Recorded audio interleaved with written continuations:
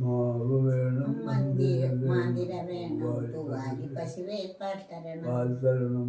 വയസ്സനാണ് വരുന്നതെങ്കിൽ അയിലും ചോറും നൽകണം. ഇടയ്ക്കിടയ്ക്ക് ഇടിച്ചു തിന്നാൻ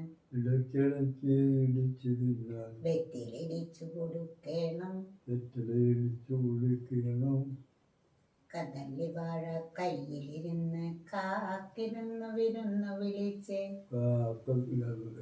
കദളി വാഴ കാക്കിരുന്ന് വിരുന്ന് വിളിച്ച്. വിരുന്ന്